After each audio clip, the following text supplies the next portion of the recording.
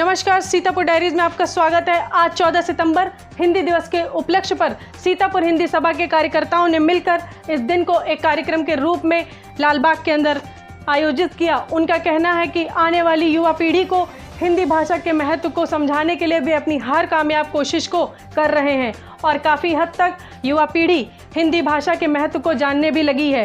आने वाला पाठ्यक्रम हिंदी पर ही निर्भर है। उनका कहना है कि हमें हिंदी भाषा के महत्व को जन जन तक इतना विस्तृत करना चाहिए कि पूरा राष्ट्र ही नहीं विश्व भी हिंदीमयी हो जाए।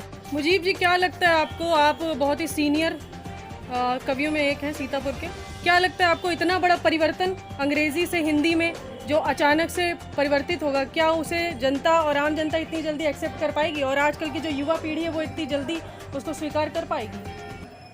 ऐसा तो नहीं महसूस होता है आज की युवा पीढ़ी इतनी जल्दी उसको स्वीकार करे, लेकिन हम तमाम साहित्यकारों, विद्वानों और हिंदी के समर्थकों ने जो बीड़ा उठा रखा है हिंदी को घर घर पहुंचाने का, ये हम सब पूरा प्रयास कर रहे हैं, जिसके लिए हमारे जनपद की हिंदी सभा अनवरत कार्य कर रही है।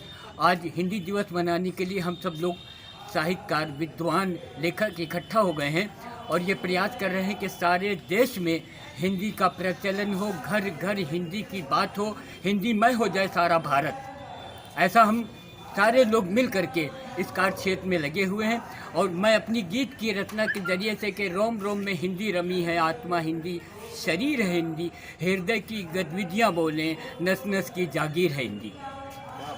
हिंदी दिवस के अवसर पर आज हिंदी सभा के नरोत्तम सभागार में इसको हम लोगों ने पर्व की तरह मनाया।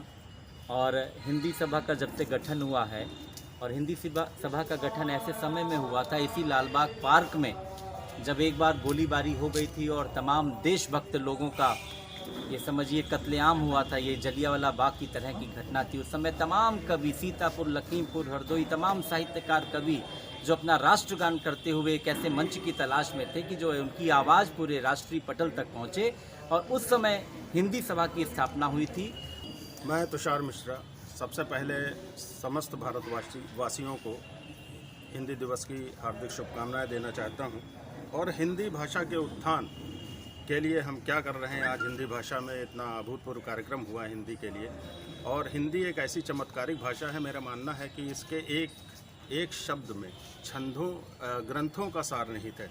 मैं एक अपने छंद के माध्यम से इस बात को कहना चाहता हूं कि सुनिएगा कि हिंदी ही है भाषा एक भाव जिसमें अनेक, जैसे चाहते हैं आप बोलिए बताइए, एक एक शब्द में है सार ग्रंथ का निहित, ज्ञान प्राप्ति हेतु मित्र सीखिए सिखाइए, मातरों बोल कर ब्रह्मा विष्णु और महेश तीनों देवों के समक्ष शीश को नवाइए। ओ हिंदी निज राष्ट्र की है, हिंदी निज राष्ट्र की है आन बान और शान, हिंदी माता का प्रसाद खाइए खिलाइए, हिंदी माता का प्रसाद खाइए खिलाइए। जय हिंद, जय भारत, जय हिंदी। अभिषेक जी, क्या लग रहा है आपको, आज कोविड-19 के तहत जो हिंदी सभा में हिंदी दिवस मनाया गया है उसमें आप लोगों ने सरकार के दिशा निर्देशों का किस तरह से पालन किया है? क्योंकि सोशल डिस्टेंसिंग को भी मानना था और कोरोना चल रहा है। हालांकि सोशल मीडिया पर कार्यक्रम होते रहते थे, जैसे फेसबुक लाइव, व्हाट्सएप के ज़रिए, लेकिन आज हिंदी दिवस था और युवाओं को प्रेरित करना होता है। तो आज हमारी हिंदी सभा ने, जो हमारी सीतापुर की पाठशाला है और जो पूरे विश्व में हिंदी सभा के नाम से हमारा सीतापुर जाना जाता है, तो आज जो आयोजन हुआ वो सोशल डिस्टेंसिंग के मानते हुए भी हुआ। और यहाँ के आज जो सम्मान हुआ वो युवाओं का हुआ, जिसमें कई बेटियाँ सम्मिलित रहीं और कई युवा कवि सम्मिलित रहे। और बहुत बहुत धन्यवाद देता हूँ आदरणीय अध्यक्ष महोदय को, क्योंकि मेरा भी सम्मान यहाँ पर हुआ। और हिंदी दिवस की जो एक अभिलाषा थी कि वो एक सच्ची राष्ट्रभाषा बने, उसके लिए संभावना जताई गई और कई मार्गदर्शन भी किए गए कि हम किस तरह अपने हिंदी भाषा को राष्ट्रभाषा बना सकते हैं। जो आप लोग इस तरह से हिंदी को के लिए दूसरों को प्रेरित कर रहे हैं, जो आज की युवा पीढ़ी है वो वाकई में हिंदी को एक्सेप्ट कर रही है? युवा पीढ़ी अगर एक्सेप्ट नहीं कर रही है, अगर स्वीकार नहीं कर रही है, तो उसका सबसे बड़ा जो श्रेय जाता है और मतलब जो गलती है जो, तो वो हमारी लोगों की ही है।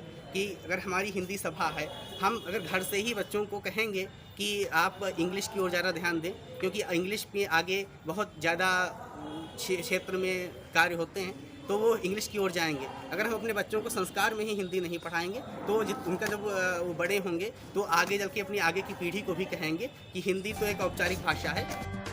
अगर आप इसी तरह की खबरों से रहना चाहते हैं अपडेट, तो हमारे चैनल सीतापुर डायरीज को यूट्यूब पर सब्सक्राइब करें। नमस्कार।